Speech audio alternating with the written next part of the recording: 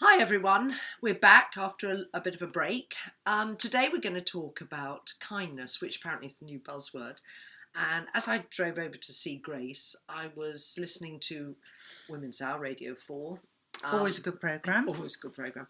And they were talking about how women in journalism have started to be less nasty, and it maybe because if you do attack somebody in the press, nowadays with social media, they've all got their own Twitter accounts, they can attack back, which is probably a good thing. Yeah, because we've all got a voice now, haven't we? And Huffington Post are doing a kindness corner or something. So, and of course, Countrywives is notoriously light-hearted. And they said, I think they said on the programme. So this is a quote from them: "A small, everyone likes to have a small hit of something kind, fun, and we would add to that heartwarming." I think we feel that on our blog, don't we? If you can't say anything nice, we don't say it. We don't say it. It's like we don't do bad reviews. We only do reviews of things we've tried or our very close friends have tried and really, really liked.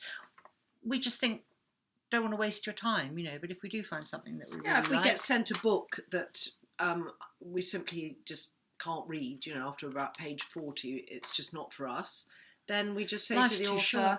Look, we couldn't read it, but I'm not going to write a bad thing about it. I'm just not going to write about it. And so I think that I sort of regard being happy as something, it's a bit like, you feel so much more positive, don't you, when the sun's out. If you wake up in the morning and you've got a big day ahead of you, lots of things you've got to get done, sun's shining, you can get it done. It's raining and you sort of... you want to stay in bed. And I think that's the same, sun shining, happiness, kindness, it's all the same thing. If we could all be a bit more positive. And all be a bit kinder to each other. Yeah. Be really nice. Yeah. So, we have come up with 10 tips to make you happier, all of them free, which I think is always a good thing. Now, the first one is smile at yourself in the mirror. Now, that sounds a bit, trite, but you've got to be kind to yourself. You've got to look at what's good about you and remember you will never look as gorgeous as you do today in the future. That's true, isn't it? Yeah, well, yeah. The number 2 is meditate. So all you have to do is just find a quiet spot. Could be in the loo, could be anywhere, preferably outside. But just 2 minutes, just breathe slowly, deeply, and suddenly a lot of the world's woes will seem to disappear for a while, and you'll just be calm and relaxed and able to face the day better. Do you want to do number 3? Let the sun shine on your face. Well, that's lovely. It does. Just stand there and just enjoy the heat. I mean, it's that feeling, isn't it? When you get off an airplane, you've flown to somewhere lovely, and it's when the doors open, you walk out onto the top of the steps, and that heat hits you. There is something, and all that vitamin D flooding inside and doing the world a good. That's really good. My next one is, and this is a very good because it's topical, because it's spring, is go and pick a few daffodils, not out of the park or a friend's garden, but just a big bunch of daffodils, and not the ones that smell of cat's pee, because unfortunately some of them do, and then pop them in a vase, and they will instantly, with that beautiful yellow colour, brighten up any room. Yeah, I love daffodils. There's just... Except the ones that smell of cat's pee, which they do. Yes, well then leave them outside. Do someone else a little favour, a little kindness, something to somebody, because it makes, just as much as it's nice for them, it makes you feel good about yourself that you've done something kind, like, an elderly neighbour offer that to go to the supermarket for them, or to take them to a doctor's appointment, or just something. It's not a commitment long term. If you're sitting opposite a friend and they've got a little bogey hanging out of their nose, I think it's good to say, maybe you need to just do that. Because or spinach stuck in your tooth. Oh, spinach, yes. Because I wouldn't like to be sitting there with that, personally. So I just think, sometimes that can be a real favour. I'm not sure. I think... Okay. Well, another free thing is Skyping a friend that maybe you haven't spoken to, or who's moved to another country or another county.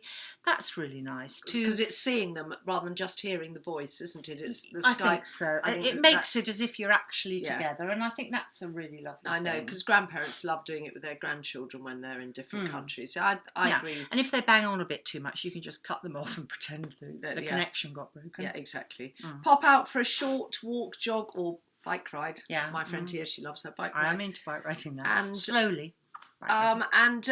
Play a board game with your family, or Wii game. Well, yeah, not that kind of Wii game, WII game, where it's quite energetic. So you're doing something with your family or friends, but you're actually doing a bit of exercise. I think to play a board game or cards game with you, I mean, recently I've played some card games with my kids, and it's something that they don't know how to do. And you can teach them. It's always, I mean, a pack of cards is a great thing to have to entertain you.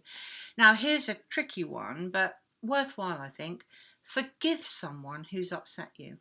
I hope not too many people do upset you. You're always upsetting me. No, she isn't really. But you know what I mean? If somebody's maybe sent you a bit of a sharp text or something like that, then maybe try and forgive them. But I also think you have to then take it on board yourself, that if it is a sharp text or a sharp email, maybe then you've read it wrong. It wasn't meant. So you've got to think yourself. I think these texts, I'm sorry, we banged on like this. I'm not going to go text, how texts and emails can be so misinterpreted. I don't like them. I think, if you've got a problem, ring them up. Don't you think? And okay, all right. Well, how about then, say a neighbour has done something horrible. You don't have to actually go to them and say, I forgive you, but you can in yourself say, I forgive that neighbour for throwing dog poo into my garden, which is what mine did. I don't know if I'd forgive them at all, I would say, but anyway. And the last one?